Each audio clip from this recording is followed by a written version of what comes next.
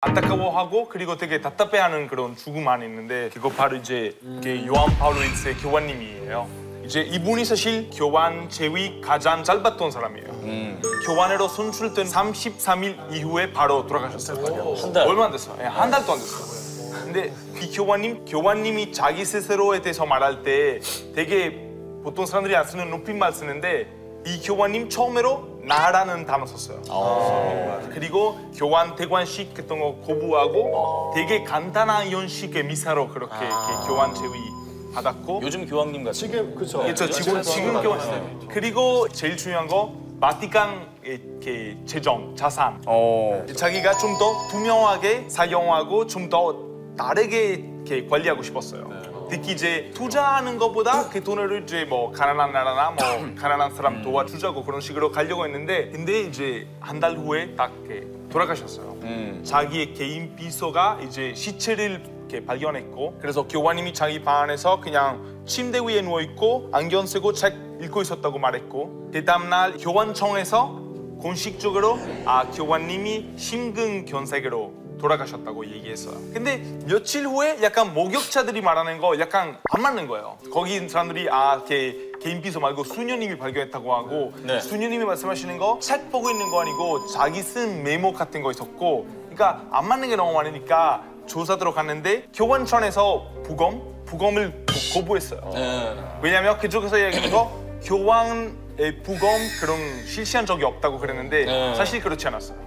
옛날에 그런 적이 있었는데 그냥 안 하고 싶은 거예요, 결론. 그렇죠. 근데 몇 년 지나고 나서 어떤 영국 기자가 교환님 죽음에 관련 음모론에 대해서 책 썼는데 이거 베스트셀러 된 거예요. 엄청 많이 팔렸는데 이 사람들이 말하는 거 이 바티칸은행 대주주가 그 당시에 이탈리아 가장 큰 민간은행이었어요. 근데 이 민간은행 회장님이 마피아랑 또 관계 있었고 이 바티칸은행 불법적으로 투자하고 돈 세탁하고 이런 일들이 많이 했는데 이제 교환님이 좀 투명하게 재정 관리하자 그렇게 하니까 반감 많이 썼는데 교환님이 이제 죽였다고 그런 얘기 많이 나왔고 또 교환님이 이제 9월 말에 돌아가셨는데 9월 초에 9월 5일 날 어떤 러시아 주교님 면담하고 있었는데 그 러시아 주교님이 면담하다가 갑자기 돌아가신 거예요. 갑자기. 사람들이 말하는 거 그때 이제 커피 갖다 드렸는데 그 러시아 주교님이 실수로 교환님의 커피 마신 거예요. 아 정말? 근데 아마도 독살이었던 것 같기도 하고. 그러니까 되게 마지막 이탈리아인 교환님이었기 때문에 그리고 너무나 좋은 사람이었고 그런 사람이었기 때문에 되게 안타까워하고. 자, 의문사들이 이렇게 많은가요? 제가 말을 드리고 싶은 거는 무슨 역사에 기록된 위대한 인물의 그 죽음이 아니고 아시아권에서 좀 의문스러운 일이었어요. 바로 한 2003년에 홍콩 배우 장국영 그냥 호텔 올라가서 자살하는 거예요. 그 당시에는 장국영 나이가 한 48세였는데 아시아뿐만 아니라 전 세계 인기 다 있었어요. 근데 깜짝이 이렇게 그냥 자살하는 건 사람들이 믿지 않아서 의심도 생기고 논란됐어요. 그 사실은 자살한 당일에 만우절이었어요. 맞아. 네, 사람들은 처음 이 소식을 들었는데 믿지 않았어요. 그 후에는 믿은 후에 여러 가지 원인 찾았어요, 사람들은. 일단 첫 번째 의심 주는 사람이 바로 장국영의 애인 당허드라는 사람인데요. 왜냐면 장국영 그 당시에는 전부 재산 한 460억 정도 있었는데 죽은 후에 제일 큰 이익을 얻은 사람이 바로 전 애인이었어요. 그래서 이 사람이 더 용의자 됐고 항상 수사의 기본이죠. 예. 수사 득을 많이. 그렇죠. 그리고 다른 여러 가지 의심도 생겼어요. 첫 번째는 자살한 그 호텔 형태인데요. 그 형태 이 아래층부터 조금 넓어지는 형태였어요. 만약에 사람 그냥 뭐 위에서 그냥 떨어뜨리면 흔적이 있어야 되잖아요. 그 건물 흔적이 있어야 되는데 근데 전혀 하나도 없어요. 그래서 어떻게 떨어졌는지 사람들이 그냥 의심되고 또 두 번째는 그 자살하기 전 한 10분 전에 지하 주차장에서 지인과 통화도 했어요. 아무 이상한 것도 없이 그냥 통화했는데 죽기 10분 전에 통화했다고? 10분 전에. 근데 지하 주차장에서 24층까지 10분 동안 만약에 가려면 완전 전속적으로 가야 되는 거예요. 전속력으로 뛰어 근데 올라가요. 엘리베이터도 안 탔어요. 왜냐 CCTV 안 잡혔어. 엘리베이터 안 탔다고? 네, 그냥 계단으로 올라갔어요. 근데 시간이 이 사람이 어떻게 올라가? 10분 안에 뛰고 망설이는 거 하나도 없이 바로 그냥 자살해야 되는 거예요. 여기 가면. 말이 되나, 이게? 근데 이게 말이 안 되는 거죠. 사실은 자살한 사람인데 이거도 의심되고 또 하나는 만약에 24층에서 떨어지면 그 시신 이런 거 뭐 훼손하는 부분도 있어야 이거 되잖아요. 당연하죠. 근데 공개되는 사진 보면 네. 하나도 없어요. 완벽해요. 와 진짜? 예, 하나도 없어요. 완벽해요. 너무- 어떤 것도 없이 머리도 완벽하고 시신도 완벽하고 이런 거는 말도 안 되는 부분도 있고 또 하나는 유서 부분도 있는데 공개되는 유서 부분 재산을 그 아인에게 주는 부분 공개되지 않고 그 경찰들이 그냥 안 된다는 말 많이 했어요. 팬들은 충격 많이 받아서 하루에 한 6명 정도 자살도 시도하는 사람도 있었어요. 잘라서 죽으려고 하는 예, 따라서 그냥 죽으려고. 베르트를 갖고 하라고. 근데 지금까지 장국이 아직 살아있다는 소식 가끔씩 나와요. 아 정말? 예, 그는 너무 힘들고 연애생활 너무 힘들고 그냥 그만두고 싶어서 가사로 만드는 사람 만들어가는 사람도 있어서. 근데 너무 말이 안 된다 이거. 근데 말이 안 되는 거 너무 만나서 사람들 많지 않고. 이게 말이 되려면 지하 주차장에서 전화기 들고 막 뛰어 올라가면서 전화한 다음에 그냥 망설이다가 그냥 뛰어내려야 된다는 거죠. 그죠. 그렇게 해야 되니까. 이런 타살설도 많아요. 자 파라오의 저주 쌤이. 네, 여기 계신 분들은 다 한두 명의 죽음에 대해서 얘기를 했는데 저는 한 명이 아니라 한 40여 명의 죽음에 대해서 얘기를 하겠습니다. 일단 시간 되세요? 저는 약속 보러 가야 돼. 달리기 시작해요. 이 두 사람의 죽음에 대해서 얘기를 할 건데요. 영국 사람들인데 이분은 고고학자 하워드 카터, 이분은 하나본 경. 그 두 분의 인생에 있어서 가장 큰 업적이자 가장 큰 실수를 했습니다. 이 실수는 바로 투탕카멘 무덤을 발견했습니다. 되게 화려하다. 일단 투탕카멘은 고대 이집트 18조 왕이었는데 네네. 이 무덤은 그때부터 1922년까지 도굴된 적이 없었습니다. 근데 카터 박사님이 애완새 카나리아 한 마리를 키우고 있었는데 갑자기 이 작업을 시작했을 때 이 카나리아가 코브라뱀에 잡아먹혔어요. 그러니까 잡아먹히는 사건이 일어났기 때문에 옆에 근로자들은 일단 코브라는 보시다시피 그 파라오의 머리를 장식하고 파라오의 상징이기 때문에 우리가 뭔가 잘못했다. 경고하는 거죠. 경고라는 건데 우리가 이 작업을 멈춰야 된다 했는데 카터 박사가 나는 이 작업을 끝까지 하겠다고 해서 무덤을 찾아내서 들어갔어요. 근데 들어갔을 때 또 다른 경고가 있었습니다. 참회된 왕의 안녕을 방해하는 자에게 저주가 있으리라 라는 구문이 있었는데 역시 카터가 이것을 무시하고 끝까지 들어갔습니다. 발견했어요. 무덤을 발견했을 때 황금이 너무 많아서 그 사람들이 많이 깜짝 놀랐어요. 그때까지는 괜찮았는데 이 발견이 일어난 다음에 이제 사람들의 죽음이 시작한 거예요. 일단 카나본 경이 카이로에서 이상한 병으로 죽었고 갑자기 죽었고 카터의 비서가 죽었고 이 비서의 아버지가 자살했고 그 다음에 이 작업에 참여한 모든 이집트 근로자들이 미쳐버려서 죽었거나 자살했거나 사라졌거나 없어졌거나 그런 운명만 맞게 됐어요. 그래서 이 작업에 관한 한 40여 명이 죽은 거예요. 그런 소리도 있습니다. 고대 이집트인들은 시신을 묻은 다음에 시신에다가 독극물을 뿌렸대요. 그래야 누군가가 들어오면 죽죠. 공기를 마시고. 공기를 마시거나 그 다음에 이것을 뿌리지 않아도 몇천 년 된 무덤인데 막상 들어가면 그 박테리아나 그런 그래서 것들이 뭐에 오염될지 모르니까. 그런 이야기가 있죠. 네. 쌤이는 믿어요 저주를? 예? 저는 있죠. 그러니까 박테리아나 그런 것을 일부러 시킨 것을 믿고 있어요. 저주가 진짜 있는지 이제 알 수도 있을 것 같아요. 왜냐면 진짜 최근 뉴스에서 봤는데 그 투탕카멘도 급하게 빨리 그냥 죽었으니까 무덤을 그 만들 시간은 없었대요. 그래서 되게 작고 좀 이상하다고 말하는데 최근 발견된 것은 그거 원래 다른 사람의 무덤이었대요. 그건 자세하게 얘기하자면 네페르티티. 투탕카멘의 어머니 네페르티티 무덤도 있지 않을까라는 이야기가 있는데 뭐냐면 그 사람이 갑작스럽게 죽은 것은 맞는데 왕 무덤처럼 이렇게 준비해 놓을 만한 시간이 없었던 것도 사실이지만 아직 확실하지는 않아요. 왜 저주를 만들어놨는지. 네. 그건 그런데 근데 이제는 그 사람들을 거기 가서 그 벽을 없애치고 거기에 있는지 없는지 확인해야 하잖아요. 그러면 얘들은 죽을 건지 안 죽지 않을 건지 좀 기대해도 되나요? 저번주에 얘기했던 로봇을 이용해야 그 로봇을 보통 요즘 로봇을 이용하는 로봇을 조종한 사람에게 저주가 가겠지. 그렇지. 로봇을 인공지능으로 해야지. 근데 지난번에 피라미드 안을 보려고 로봇을 이용한 적이 있는데 실패했어요. 네, 로봇 원래 죽은 게 아니라 로봇 미라.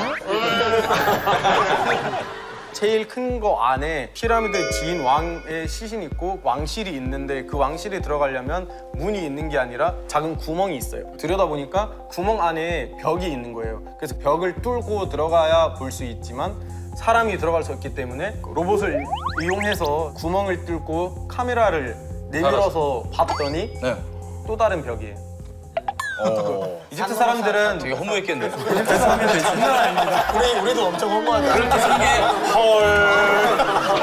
그 많은 사람들이 그 기술을 만들어서 저희도 피라미드를 가봤어요. 내려가니까 미라를 볼 수 있는 거예요. 너무 신기한 거예요. 다 내려갔는데 진짜 미라보다 무서운 게 뭔지 알아요? 뭐야? 딱 그 미라를 보는데 띡 뭐가 와요. 뭐야? 서울 경기 대리 문자가 오더라. 대리 문자 보면서 와. 너무 도는 거예요. 아까 저주에 대해 얘기하는 게 진짜 재밌잖아요. 버석 저주. 이거 저주. 조주가 아니고 보석 조주가 뭡니까? 저주. 그래. 저를 짧게. 저주. 오케이. 유명한 저주 있어요. 그거 진짜 아름다운 보석이는데 어떤 그리스 사람 보석상이 터키 왕 압둘 하미드 3세에게 바랐는데 반날 밤 그 사람이 운전하다가 절벽으로 떨어져 죽었어요. 그래서 내용보다는 좀 과장되게 얘기하는데. 내용은 별거 없는데 억양으로 그냥 그러다가 억양으로 우리를 몰입시키는. 그러니까. 근데 터키 왕 압둘 하미드 3세 며칠 후 반란으로 당했어요. 폐위당했어. 폐위당했어요. Fired. 네. 끝? 아니. 그래서 공통점이 그 사람 중에 공통점이 그 보석이잖아요. 그래서 어떤 사람이 보석 때문에 이런 일 생겼어요. 어떻게 생기냐면 보여드릴게요. 또 그리질 않을 거죠? 다행이다. 와 이쁘다. 그 중간에 있는 거죠? 이거 이름은 호프 다이몬드. 희망? 맥주 희망 맥주 다이몬드 말고 이거 사람 이름 호프 사람 이름으로. 근데 사실 보석 가지고 있는 사람이 항상 죽거나 나쁜 일 생겨서 그런 저주 있다고 생각하는 사람. 루이 15세 프랑스 왕 죽고 그리고 루이 16세 그리고 마리 안토네트 무료받아서 혁명. 맞네. 프랑스 혁명 때 단두대에 올라가서 처형당하잖아요. 이 다이아몬드를 갖고 있었던 거예요. 옛날에 가지고 있었는데 그러다가 그날 아니에요. 있었다는 거죠. 그래서 마지막 가지고 있던 사람이 그냥 스미소니언 박물관으로 돈 내고 이렇게 기증했어요. 돈을 내고 돈을 가져가라고 하잖아. 아니 박물관 관장이 박물관에 내가 더 큰 돈을 주겠다. 박물관에서 매일 밤 이러고 있는 거야. 저게 얼마일까요? 사실 250 million dollars. 250 million. 얼마지? 형 이거 만약에 준다면 받을 거예요? 안 받아요. 난 받을래. 난 충분히 이런 거. 보석으로 주는 게? 거예요 이게. 근데 다들 이렇게 하다가 죽어. 영화 봐봐. 그렇게 다 죽을래. 근데 지금 새로운 MC를 한번 알아보도록 하겠습니다. 공포영화에서 꼭 이런 멘트 하다 죽잖아. 하지마 찝찝한 거. 케네디 대통령 했을 거예요. 그래서 1963년에 케네디 대통령이 텍사스 댈러스시에서 행진에 가가지고 지붕이 없는 차를 타서 이렇게 가고 있었는데 인사를 하면서 군중에서 누군가가 총을 쏴가지고 총알을 머리에 맞아 이렇게 이렇게 사막을 하게 됐어요. 그래서 총알을 쏜 사람은 오스왈드라고 하는데 그 사람이 즉시 체포가 됐어요. 근데 이틀 뒤에 오스왈드가 또 이제 암살을 당하게 되면서 사람들이 이게 무슨 상황이지 하고 국민들이 많은 충격을 받고 있었는데 이게 음모가 아니냐 하고 좀 의심하게 됐어요. 그래서 이제 특별조사위원회가 생기면서 조사에 들어갔는데 오스왈드가 단독 범행이었다고 결론을 내린 거예요. 그런데 존 F 케네디의 동생은 이제 로버트 케네디라고 하는데 로버트 케네디가 대선에 이제 출마하겠다고 얘기를 하고 그랬는데 그 동생도 암살을 당했어요. 총알을 맞아서. 그래서 이게 정말로 사람들이 이게 진짜 수상하다고 생각을 했기 때문에 그 이제 공식 발표를 안 믿고 여러 가지 음모론들이 유력하게 된 것 같아요. 그래서 그 음모론들 보면은 첫 번째가 닉슨 대통령이 시켰다고. 왜냐면 닉슨 대통령이 이제 3번 대선 출마를 했는데 첫 번째랑 두 번째랑 그 대선들 때 그 경쟁자가 총알을 맞아서 죽은 사건들 이제 다 있었고요. 그래서 정말 수상하다고 생각하는 사람이 많죠. 그래서 두 번째는 이제 이게 다 냉전 때 하는 거기 때문에 냉전과 관련해서 CIA가 계속 냉전을 끊으려고 하고 있었는데 대선을 하면서 이렇게 정치적인 상황이 있고 그걸 이제 이어지게 됐는데 그걸 너무 싫어해가지고 국장이 그걸 시켰다는 얘기가 있고 세 번째는 FBI 국장하고 좀 이제 bad blood가 생겼다고 해서 그 존 F 케네디가 약간 여자 관계가 좀 복잡하고 그랬었잖아요. 그래서 그런 것 때문에 되게 안 좋은 관계였다가 이제 그거를 결국에 이제 그분이 죽였다는 음모론이 있고요. 그리고 네 번째는 그냥 마피아가 죽였다는 거고 근데 이게 다 가설이고 어떤 것도 이제 입증이 되지 않은 채 아직도 사람들이 어떻게 그렇게 됐나? 마피아가 관련돼 있을 것 같아요. 오스왈드를 죽인 사람이 있잖아요. 잭 루비라는 사람인데 나이트클럽 경영하고 있었는데 마피아랑 같이 일했어요. 그리고 얘는 그 오스왈드를 죽인 다음에 감옥에 갔는데 바로 감옥에서 암으로 죽었어요. 이상하게. 그 사람은 왜 오스왈드를 죽였는지 많이 검사했는데 둘이 본 적도 없고 어떤 관계가 없어요. 네, 관계 하나도 없었어요. 그래서 누가 그 마피아에서 오스왈드를 죽이라고 시켰을 것 같대요. 저 어릴 때 다큐멘터리 봤는데 그 다큐멘터리 따르면 총을 쏘는 거는 한 사람은 아니었고 여러 명이었고 그 총 그 몸에 있는 구멍 그 상처가 또 여러 개 있었는데 거기에서 주장하는 거는 한 총알이 2명을 다치게 했다는 얘기인데 그 총알이 잦았어요. 그 총알의 상태가 원래 총알이 부딪힐 때 그 모양이 되게 깨지거나 하거나 하는데 그거는 완전 완벽한 거예요. 저희는 크게 이스라엘이 관계가 있다고 이번에도 이스라엘이에요. 왜냐하면 케네디 대통령하고 이스라엘 총리가 미국에서 회담을 가졌는데 이 회담에서 케네디 대통령이 이스라엘에서 핵 발전소를 만들고 있다는 사실을 강력하게 비판을 했는데 이스라엘 총리가 열을 받아서 이제 회담실을 떠났는데 그 이후로 이 사건이 됐고 그 다음에 닉슨 대통령은 이스라엘 그 원자력 발전소에 대해서 반대하기는커녕 이스라엘이 옆 아랍 나라를 침략하는 데 많이 도왔다고 해서 혹시 이스라엘이 크게 계획한 것이 아닌가 하는 설이 있어요. 2039년에 미국이 그 얘기 사실 공개한다 막 이런 얘기 있어요. 2039년에? 네. 저도 들었어요. 그쵸? 그 이야기. 일본에서 들었나 보네. 네.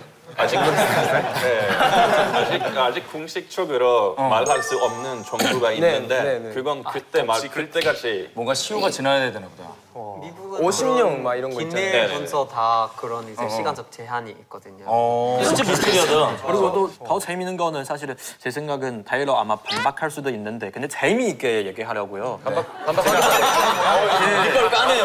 뭐가 좀 비판이 진짜 신기한 거인데 원래는 미국이 그 원주민들이랑 같이 싸웠을 때 그 원주민 리더자 그냥 죽기 전에 그 미국의 전체 나라에게 저주 이런 거 줬어요. 말해줬어요. 예, 그 20년마다 한 명씩 대통령이 재임할 때 그 비승선적인 죽을 수 있다고 이런 저주기였어요. 20년마다 한 명씩. 그래서 1841년부터 그 당시는 대통령이 암살로 당하고 죽은 후에 한 연속 3명 정도 암살로 당하고 그냥 죽었어요. 3명이부터요? 누구? 1841년부터. 예? 2841년이 언제니? 아니야. 1841년부터. 그래서 그 후에는 연속 3명 정도 암살당하고 후에도 식물 중독하거나 아니면 중풍하거나 그냥 돌아가셨어요. 이런 말도 있는데요. 세계의 제일 위험한 직업이 바로 미국 대통령이에요. 9명 중에 1명 암살 당할 수 있으니까. 진짜? 이 정도면 서프라이즈에서 한번 그래야 되는 거 아니에요? 자, 마틴 루터 킹이 흑인들에 대해 이제 인권과 관련된 일을 많이 했고 자기 목숨도 걸고 살면서 그런 일을 많이 했습니다. 네. 그때 당시에 테네시 주의 멤피스에서 파업을 지원하기 위해서 갔었는데 로레인 모텔이라는 데에서 이제 잠깐 머물렀습니다. 그래서 거기 2층에 방이 있었는데 이제 잠깐 나와서 이제 바람 좀 세우려고 하는데 그때 이제 총 맞는 거예요. 예, 그래서 총 쓴 사람이 이제 바로 제임스 레이라는 사람이 그렇게 총 썼다고 이제 발견했습니다. 백인이죠? 예, 백인이죠. 제임스 라는 사람이 이제 그냥 자기가 했다고 그렇게 주장은 내렸고 99년 이제 그렇게 선고를 받았는데 99년형을 선고받았어요? 이제 선고 받았는데 이제 33년 정도 그렇게 이제 복역하다가 이제 사망을 했고요. 그 레이가 잡혔을 때 경찰이 뭐 너무 심하게 너 고백해라 해서 무서워서 고백했는데 감옥 간파하면은 계속 죽을 때까지 한 번은 재판해달라고 계속 죽을 때까지 그렇게 말했어요. 저는 아니라고 알고 있었어요. 네, 제가 오늘 소개해드릴 암살은 아마 다 아실 거예요. 그러니까 1차 대전 일으킨 암살이었거든요. 1914년 사라예보 우리 오스트리아, 그러니까 독일 얘기 아니지만 그래도 오스트리아의 프란츠 페르디난트 황태자하고 자기 부인 요세핀 그때 사라예보에서 이제 암살 당했거든요. 그러니까 둘이 사라예보에서 벌어지는 오스트리아 그 육군 연습 보러 차 타고 갔는데 어떤 다른 사람이 폭탄 하나 던졌어요. 폭탄을 던졌는데 그 차를 운전해주는 사람이 그거 날라오는 거 보고 팔로 이렇게 막았대요. 그래서 뒤 있는 차 이제 그 앞에서 터졌는데 거기 사람이 약간 그냥 부상만 입었고 그 다음에 그것 때문에 원래 지금 자기 가는 길을 바꿔서 다른 라우트로 갔는데 거기 어떤 다리에 이제 잠깐 멈춘 상태였어요. 근데 그 원래 그 암살 시키려 했던 사람이 거기 옆에서 커피 마시고 있었는데 갑자기 이제 차가 세우는 거 보고 그냥 가서 그냥 가까운 거리에서 그냥 총을 쏜 거죠. 근데 그 상황 보면은 사실 그냥 청년이 한 번 총을 쐈는데 어떻게 보면 1차 대전 그것 때문에 벌어진 거죠. 그렇죠. 네, 그러니까 독일 말로 보통 우리 이투피신이라는 말이 있어요. 그 I라는 글자 보면은 이렇게 글자 있고 그 다음에 위에 점 있잖아요. 그러니까 유럽의 상황이 이미 된장찌개처럼 이렇게 보글보글 하고 있었는데 이제 딱 점을 찍었죠. 네, 그래서 오스트리아, 헝가리 그 당시 이제 세르비아로 그 전쟁하겠다고 얘기했고 독일한테 백업을 이제 구한 거죠. 그래서 독일하고 오스트리아, 헝가리, 그 다음에 터키 그리고 로마니아 같은 나라 한 편이 됐고 그 다음에 이제 러시아가 세르비아 도와주면서 영국하고 프랑스까지 이렇게 두 편으로 이제 갈라지면서 1914년도에 이제 이렇게 크게 1차 대전이 벌어진 거죠. 이태리에서 사실 되게 안타까운 쿠알라룸푸르 국제공항에서 북한 김정은의 이복형인 김정남이 독극물 공격으로 사망한 암살 사건이 있었는데 현지 시간 13일 오전 8시 말레이시아 쿠알라룸푸르 국제공항. 현지 언론에 따르면 갑자기 한 여성이 뒤에서 김 씨를 붙잡았고 말레이시아 보건당국이 김정남이 맹독성 신경 독가스인 VX에 중독돼 사망했다고 발표했습니다. 후에 체포된 여성은 이 과정을 남성 4명이 공항 레스토랑에서 지켜봤다고 진술했습니다.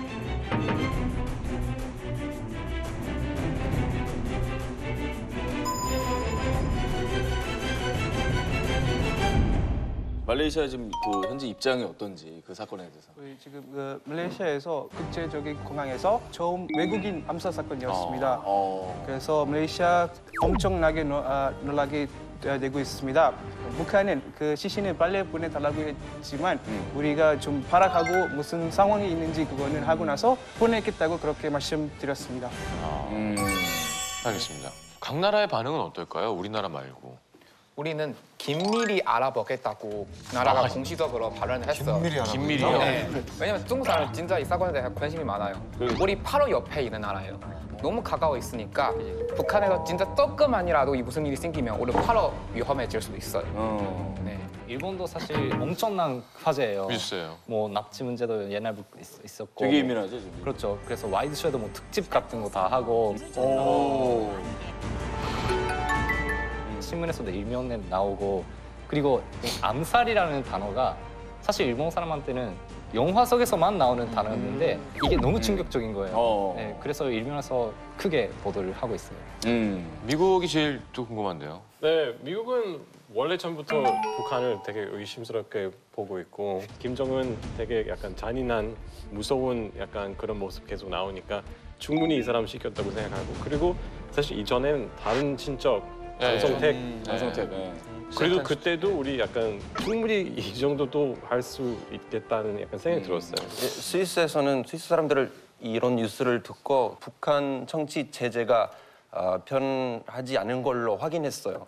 김정은이 스위스에서 자랐으니까 김정은은 지도자가 되면 북한이 좀 개방될 거라고 희망이 있었고 좀 기대하고 있는 사람들이 많았어요. 근데 결국 지금 북한이 완전히 반대적으로 가고 있다고 생각하는 사람들이 많고 좀 실망한 느낌이 있어요.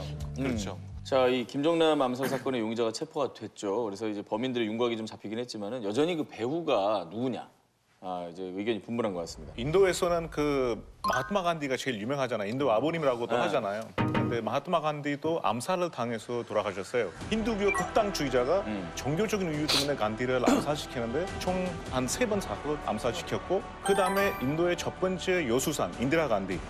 인디라 간디도 이제 종교적인 이유 때문에 총알을 33발을 쏴서 죽였고 또 역시나 인디라 간디의 아들 라지브 간디도 암살을 당해서 죽었는데 되게 끔찍한 일이었어요. 말레이시아에서는 이런 그 모나판디라는 사건이 있거든요. 그 사람은 아주 유명한 가수이면서 주술을 많이 하는 사람입니다. 근데 어떤 정치인이 있는데 그 선거를 앞두고 모나판디라는 사람에게 흑마술로 정치인 파워를 높여달라고 했어요. 그래서 아주 큰 돈을 요구했지만 이 정치인이 적게 냈어요. 그래서 그 화가 난 모나판디는 주술 의식을 할 때 그 정치인에게 눈을 감고 하늘에서 돈을 떨어질 때까지 기다리라 이렇게 시킨 후에 아주 큰 도끼로 그 정치인의 머리를 자르고 그 몸을 18조가로 내서 창고에 버렸어요. 그럼 그 사람 어떻게 됐어요? 결국은 감옥에 가고 그 사형 선고를 받았어요. 갑자기 그 광고 이미지가 말레이시아로 오세요. 다음 달에 말레이시아 갈 건데. 말레이시아는 너무 가보고 싶은 나라긴 해. 너무 아름답고. 좋은 것도 많이 있으니까. 그렇죠. 나중에 한번 먹어보세요. 예, 알겠습니다. 반면에 실패로 돌아가서 미수에 그친 암살 시도 사건들도 있었죠? 교황님이 요한 파울로 2세 교황님이 제일 유명하죠. 1981년에 로마 산페드로 관장에서 어떤 터키 킬러가 총 쐈는데 상처받았지만 죽지 않았어요.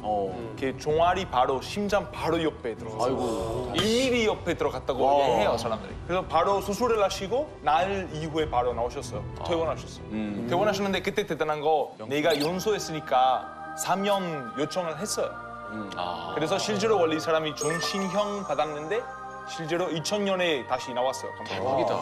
가능한가요? 나 심장에 총 쏜 사람 용서해주기? 불가능하죠. 대박이죠. 교황님이랑 하는 거? 교황님이.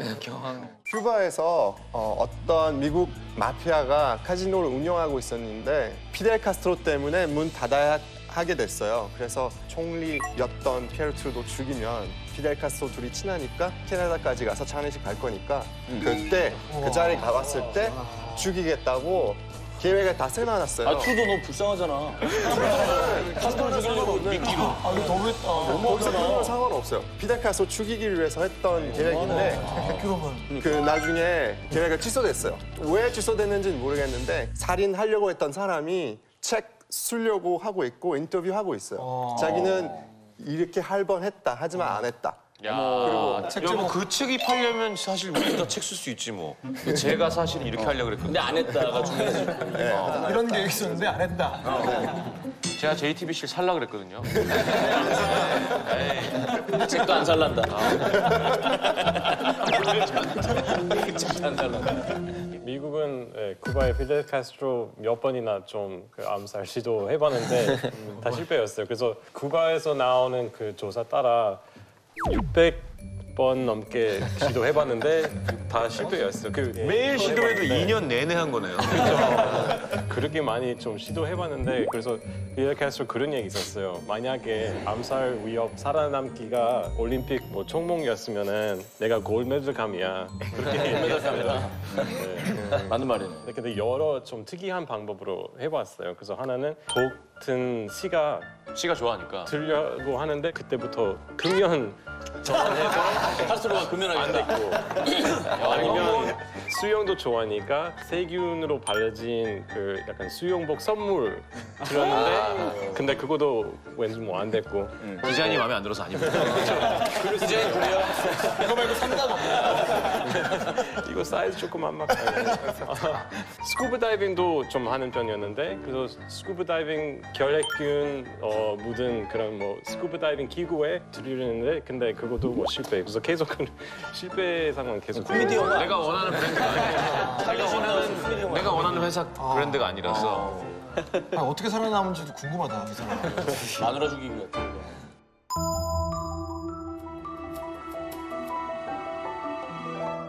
특이한 방법이나 도구에 대한 얘기도 해볼 수 있을 것 같습니다. 아까 말하는 그 라지브 간디 암살 사건인데 91년에 라지브 간디가 이제 대선 홍보하러 다니고 있는데 한 여자가 인사하면서 이렇게 숙여서 인사하는데 여기 허리에다가 자살 폭탄 벨트를 메고 있었어요. 그래서 그거를 바로 눌러서 이렇게 폭파시켜서 이제 라지브 간디도 암살 당했는데 아니 이게 이렇게 해서 숙인 다음에 배에 힘을 주면 압력으로 터지는 거예요. 기폭 장치가 따로 있는 게 아니라 허리를 숙이면 이러고 있다가 이렇게 해서 힘을 딱 주면 거기가 버티는 거예요. 얼마나 무서운 거야. 그 상당히 우리가 그때 놀라운 일이었어요.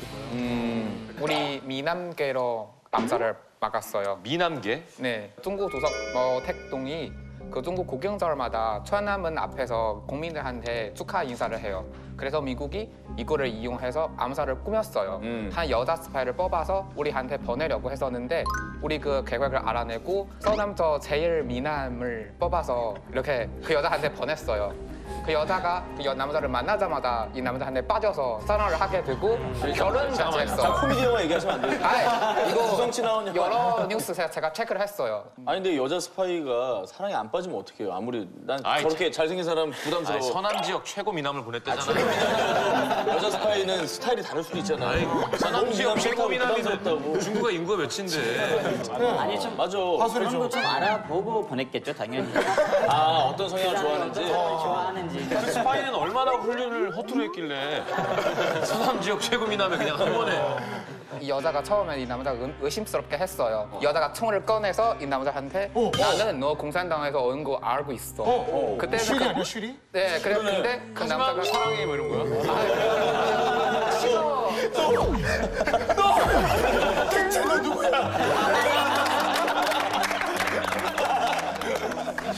아니 그 남자가 그냥 끝까지 그냥 나 아니야, 나 그냥 너 사랑해서 그런 거야.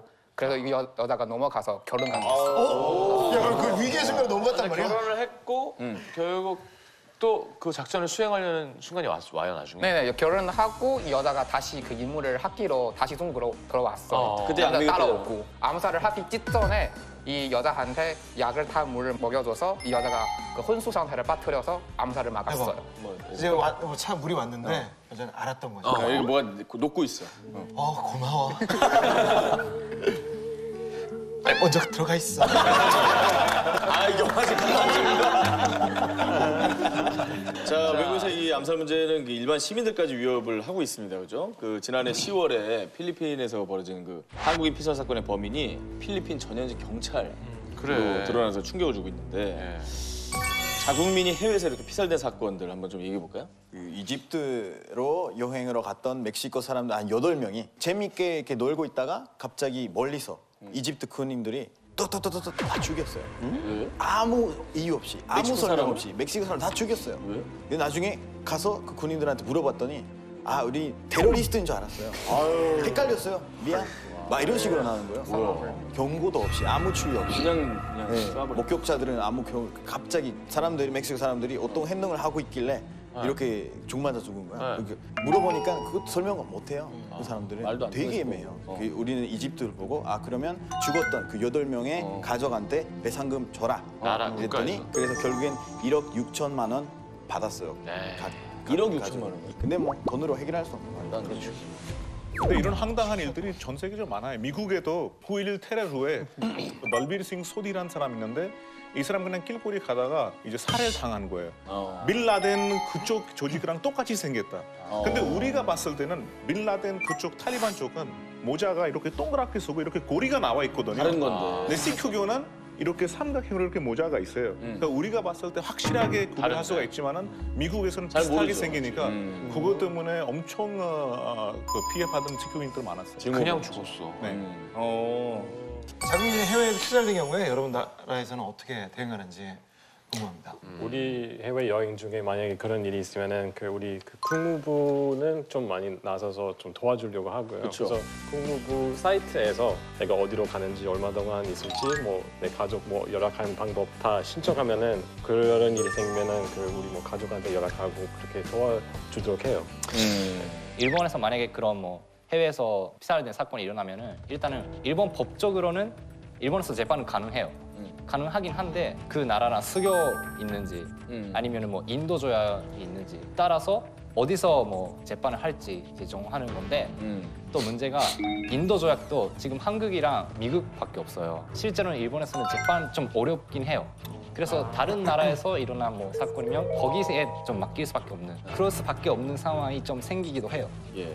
자, 범죄를 저지르거나 당했거나 이게 외교 문제로까지 발전이 된단 말입니다. 이럴 때 범죄 발생 국가에서 처벌해야 되는지 범죄자의 국적 국가에서 처벌해야 되는지 그 얘기를 한번 해볼까요? 여러분은 어떻게 돼 있는지 여러 나라들은?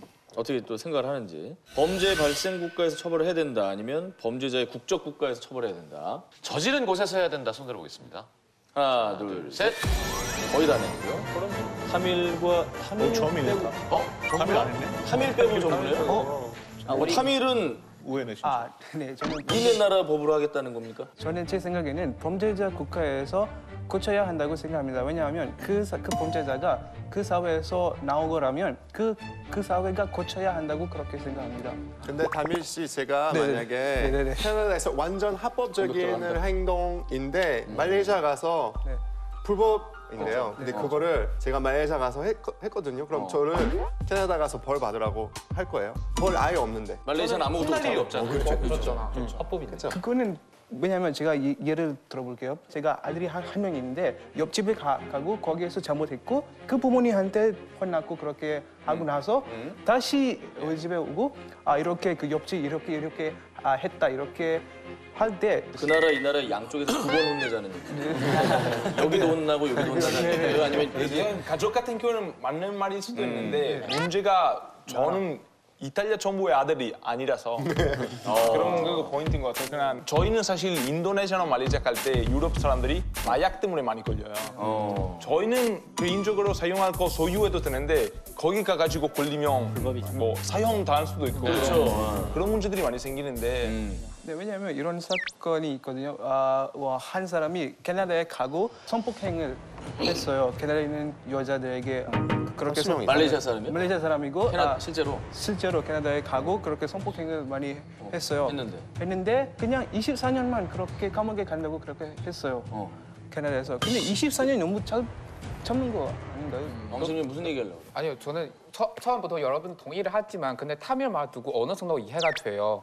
왜냐하면 중간에 뭐 의견이 바뀐 거예요? 왜? 네, 타밀 말 듣다 보니까 그렇네. 귀가 팔랑거린다.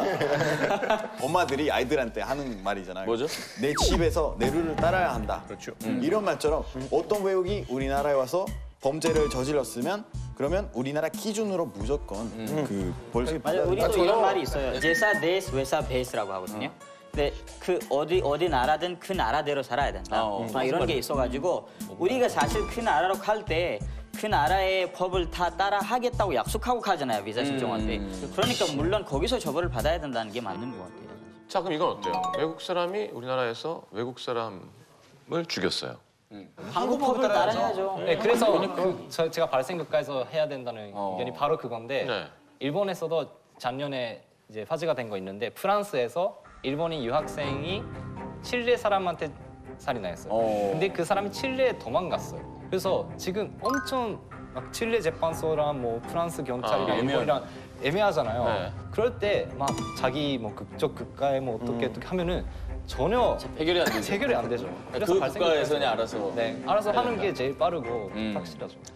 최근에 그 필리핀 두테르테 대통령이 한국의 그 조직 폭력배들이 이제 필리핀에서 불법 행위를 저지른다면 사살할 수 있다라고 경고를 해버렸습니다. 그래서 논란이 되고 있는데 범죄자 처벌을 자국이 아닌 타국에서 하는 바람에 생긴 이제 억울한 일들도 있을 것 같아요. 그런 얘기도 좀 해보면 좋을 것 같은데 오기도 그런 일 있죠? 네. 제가 있는 게 아니고. 정말 다행이네요. 다행입니다. 일본에서 오키나와에서 미군 소속이었던 어떤 미국인이 일본인 여자를 폭행해서 살인한 사건이 있었어요. 근데 일본이랑 미국의 군사 동맹 때문에 재판권이 미국에 있다고. 그래서 좀 억울했는데 그 동맹의 조건인 업무 중이냐 아니냐. 맞아요. 근데 업무 외였으니까 다행히 일본에서 재판권이 있다고 해서 지금 재판 중이거든요. 근데 그 사람이 재판에서 어떻게 말을 했냐면은 그 여자가 거기에 있었던 게 잘못이라고 말했어요.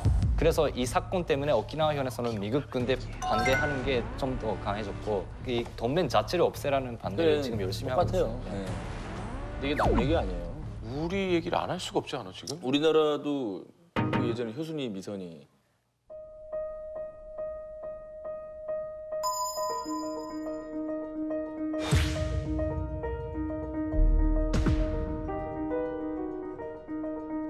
이태원 살인 사건. 이태원 살인 사건도 마찬가지. 그렇죠. 20년은 감옥으로 가는 거죠. 20년. 근데 그렇게까지 하기까지 굉장히 너무 오랜 시간. 10년 걸렸잖아요. 10년. 네.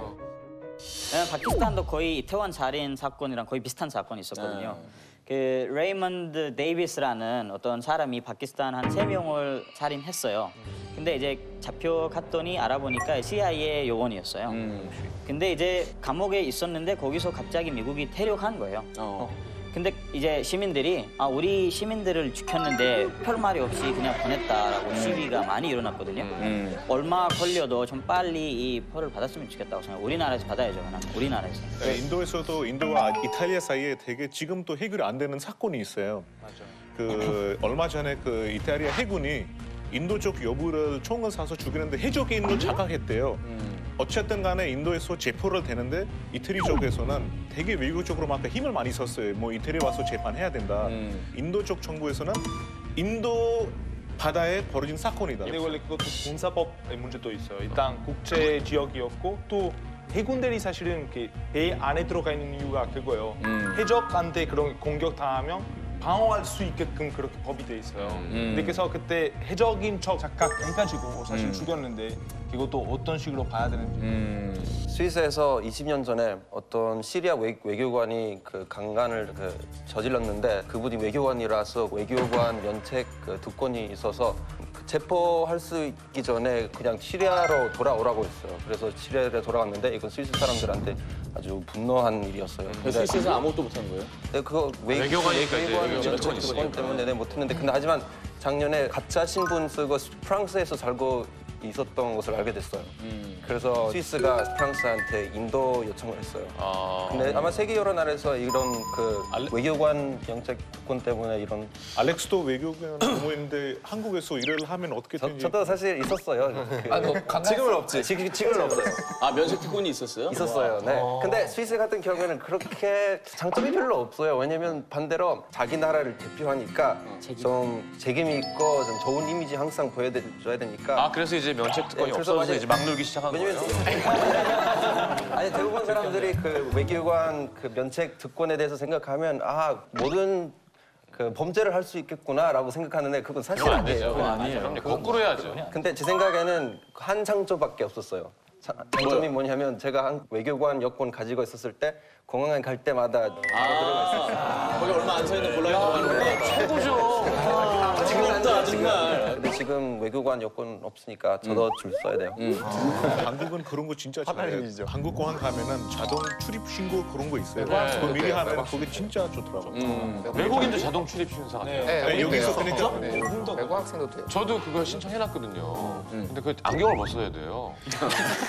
안경 벗을 때 주변에서 본다는 장점이 그래서 안 열릴 때가 있더라고요. 결국 사람한테 가야 되는 이리 오세요. 시간이 2배로 걸려. 자, 아까 얘기하다 보니까 갑자기 나온 얘기였지만 실제로 뭐 군법도 마찬가지고 그 나라에서 실수를 하면 우리가 커버를 해줄기보다는 1.5배로 혼날 거야라고 얘기해 줬으면 좋겠어요. 그 나쁜 일을 저지른 거를 내 나라가 지켜주면 안 되잖아요. 위험에 처하거나 불리하거나 불합리할 때는 구해줘야 되지만 나쁜 짓 안 하는 사회가 됐으면 좋겠습니다. 외국에서.